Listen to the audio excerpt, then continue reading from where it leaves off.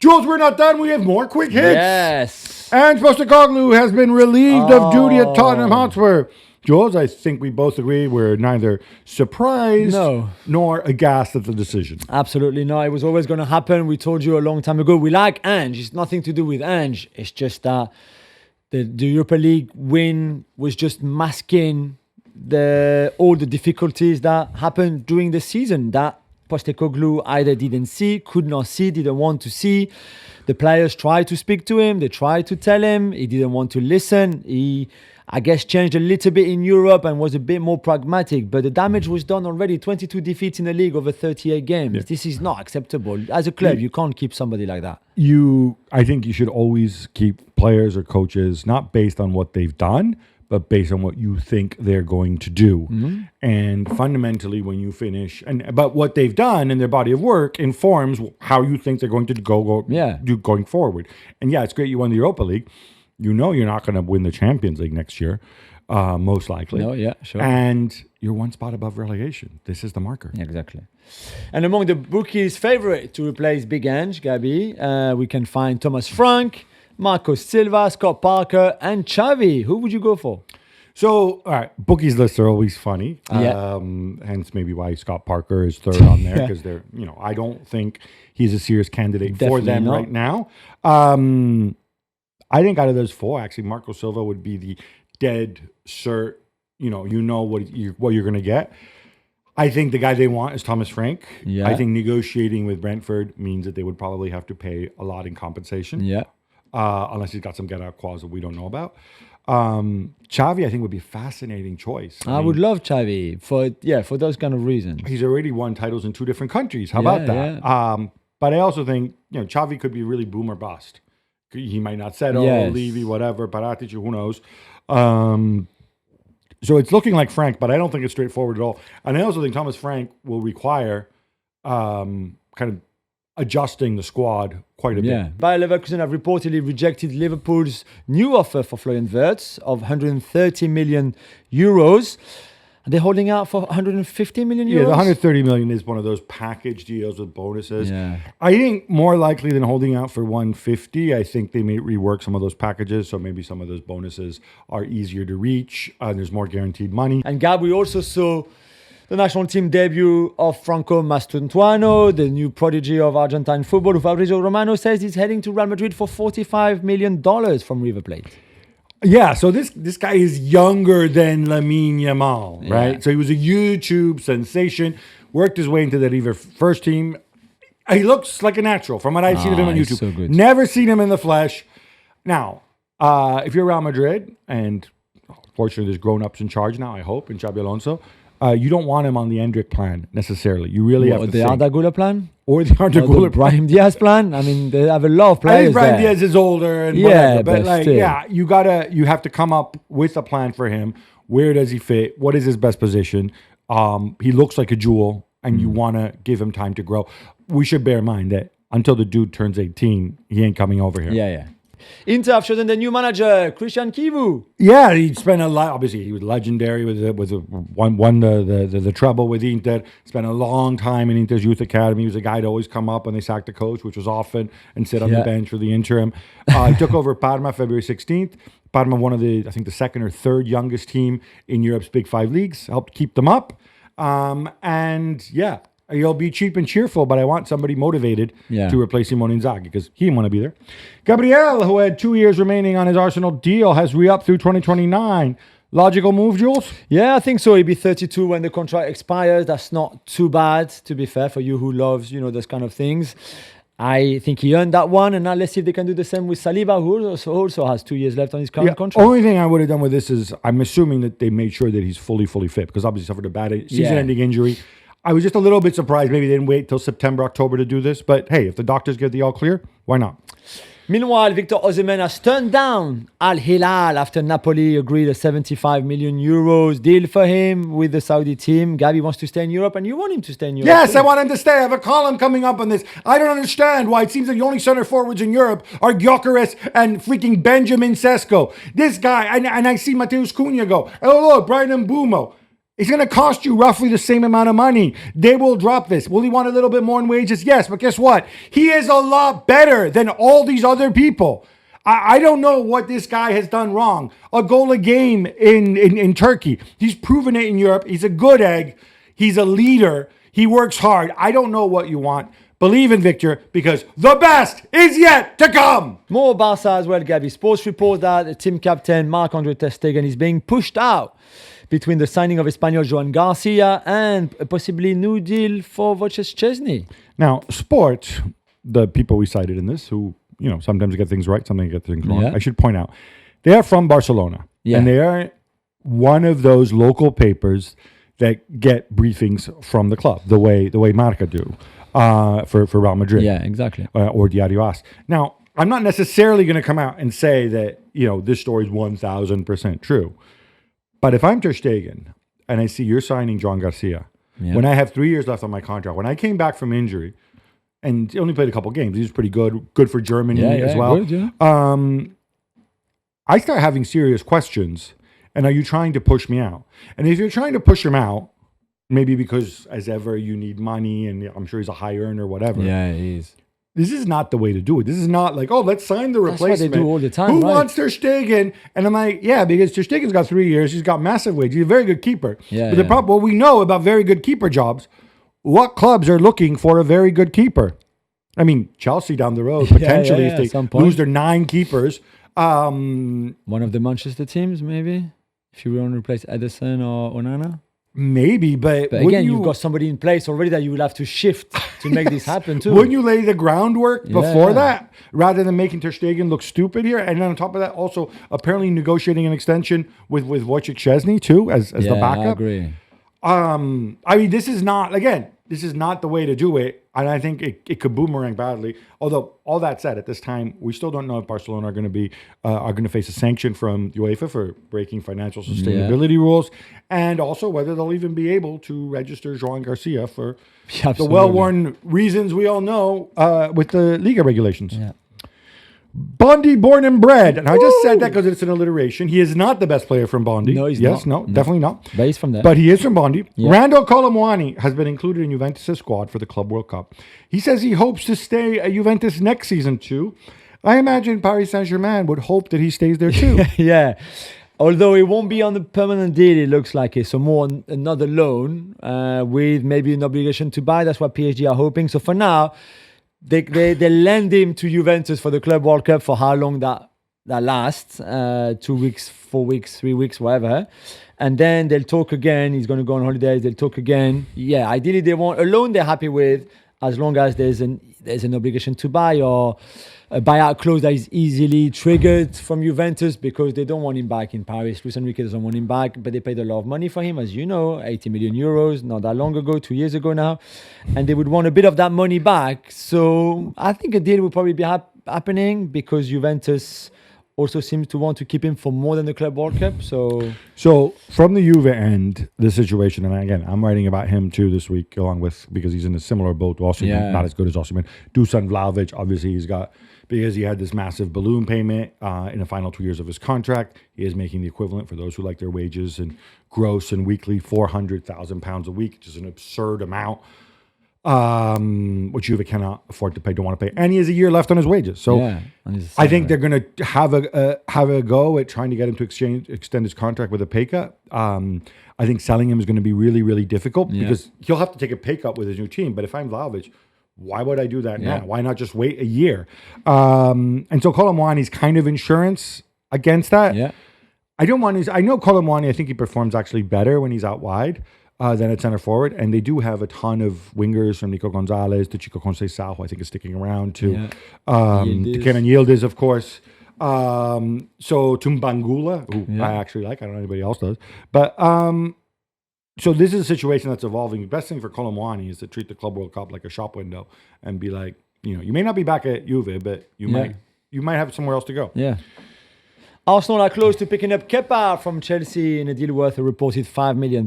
Gab, should David Raya be looking over his shoulder? Well, first of all, it's an interesting one. Like Arsenal with this whole Bournemouth keepers as number twos, they've done well. Obviously, Neto last year. I think Kepa has a very different skill set from David Raya. I don't think on the ball he's anywhere near what David Raya is, and I think that's a big part of what Mikel Arteta wants for his goalkeepers, which is part of the reason why Aaron Ramsdale is no longer there. Interesting thing with Kepa is, remember he had that monster contract, like 29-year contract, this is pre-Bowley, by the way. Yeah, pre-Bowley. Paid him an enormous amount of money. He had a year left. He extended his contract by a year to join Bournemouth on loan, and he took a pay cut. This was so that Chelsea could get a transfer fee for him. I'm not 100% that I think Kepa does cast a shadow. And David Raya has just had a wonderful season. Yeah. I think Kepa's older than David Raya, or they're roughly the same age. I get that you need two top keepers, but if you're Kepa, you're thinking, wait a minute, he was in Real Madrid on the way to the Champions League not that long ago. I am Kepa.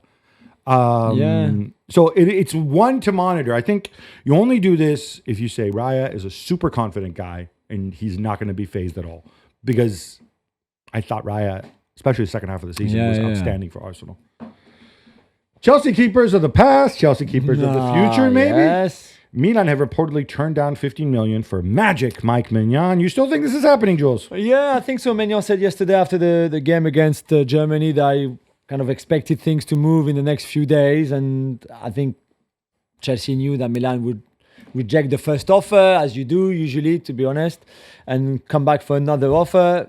It's just where do you find each other in the middle, basically, because Chelsea are not going to pay much, the 30 million euros that ideally Milan would want.